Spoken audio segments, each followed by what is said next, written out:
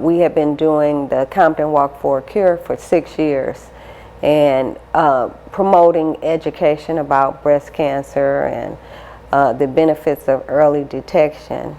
And to my surprise, in July of 2017, I was diagnosed with breast cancer.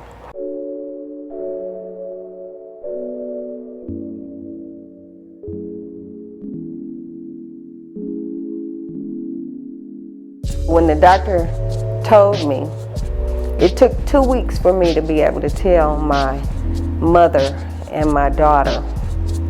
My sister and a good friend were with me during the diagnosis. And when you hear it, it's like you've been hit with a ton of bricks. You can't sleep at night knowing that there's something invading your body that can kill you. You know, after the initial shock, many women are paralyzed by the diagnosis and they succumb to fear because they don't do anything to treat the disease. Everyone is different, so when I heard it, the first thing I did was spring into action. And so when the doctor was giving the options, he said I could have a lumpectomy and have radiation and chemo. And I said, no, I'm gonna have a double mastectomy. It was found early enough. They checked my lymph nodes, which they had a difficult time because I had had a breast reduction in 2013, which changed the anatomy, and they weren't able to find the sentinel lymph node, which would have told them if it was spreading. So they had to take lymph nodes from my armpits. They discovered that the cancer had not spread, so I didn't have to have radiation or chemo. However, I do have to take a drug for the next 10 years to suppress my hormones because my cancer was fed by my hormones.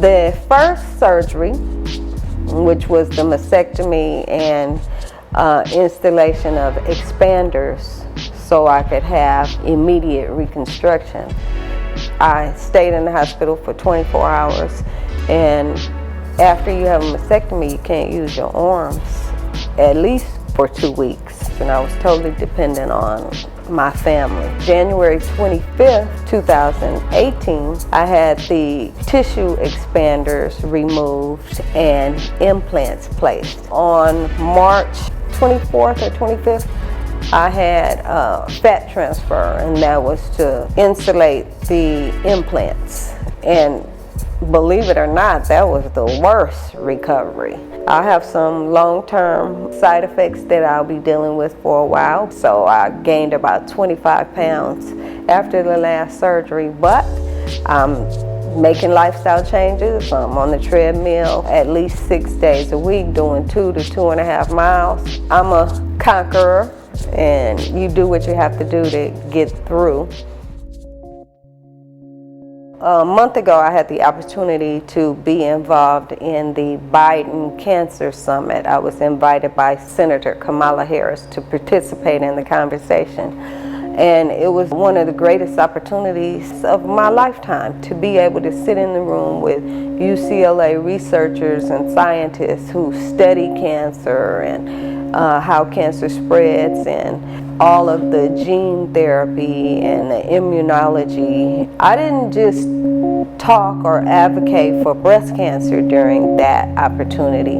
I met a little boy this summer. He's a student at Bunch Elementary School. He first had cancer at 6 years old, and he went into remission, but the cancer came back last May. So while working and talking and building a relationship with Jason and his family, I discovered that the education code is such that for children who are sick in their homes in Compton Unified School District, they have services provided by Compton Unified School District. When the child goes to Miller's Children in Long Beach, where many children are treated, then they have to go through the Long Beach Unified School District to get services. Now he's at UCLA having a bone marrow transplant, and mom has to go through LA Unified to get education services. And I think this is just too heartbreaking and too complicated and too much red tape for a mother who's dealing with a critically ill child to have to go through. I want to work towards legislation that changes the education code so a child is treated by the district of their zip code. And then that way parents have one less level of stress to deal with when dealing with a critically ill child. I attribute doing the advocacy around early detection to my survival. 1 in 38 women die, and they die because it's not detected early. There are different kinds of cancer. Some are more aggressive than others, but with early detection and care, the chances of surviving are that much greater. Every year, 1 in 8 women are diagnosed with cancer. I was the 1 in the 8 because I was the most resilient. And I say that because my daughter has a young child. My other girlfriends have struggles that they're going through, other things. And so I knew that the Lord chose me. And he chose me to be an example.